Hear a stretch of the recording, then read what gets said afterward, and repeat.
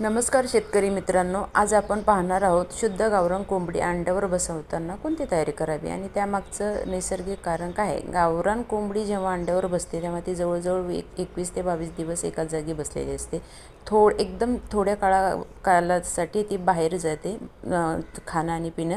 या काळात योग्य काळजी घेतली तर उष्णता, ओलावा किंवा जंतुसंसर्गामुळे अंडे खराब होऊ शकतात। म्हणून सर्वात आधी कोंबडी बसायची जागा स्वच्छ करून ती शांत असावी। खाली टाकायचं काय तर खाली स्वच्छ भुसा, वाळलेलं गवत किंवा तांदळाची भूस टाकावी, जेणेकरून ओलावा थेट अंड्यांना लागत नाही। आणि वरून कडुलिंबाची पाने टाकले जातात, कारण कडुलिंबामध्ये नैसर्गिक अँटीबायोटिक आणि अँटीबॅक्टेरियल गुणधर्म असतात। काही शेतकरी थोडीशी हळद भुशात पण मिसळतात, कारण हळदसुद्धा नैसर्गिक अँटीसेप्टिक आहे।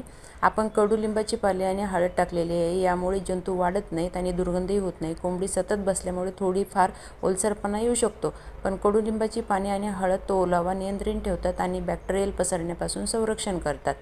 तर याचा फायदा काय होतो, अंडी सुरक्षित राहतात, जंतुसंसर्ग कमी होतो, 21 दिवसांनी निघणारे पिल्लं निरोगी, मजबूत आणि ॲक्टिव्ह असतात। म्हणूनच जर तुम्हाला शुद्ध गावरान पिल्लं नैसर्गिक पद्धतीने काढायची असतील तर कडुलिंबाची पाने, हळद आणि स्वच्छ बसण्याची जागा ही तयारी खूप महत्त्वाची आहे। आता तुम्ही बघू शकता त्यामधून निघणारी पिल्लं किती ॲक्टिव्ह आणि हेल्दी दिसत आहेत। अशाच व्हिडिओसाठी चॅनलला लाईक आणि सबस्क्राईब करा आणि बघत राहा MS ऑर्गॅनिक चॅनल।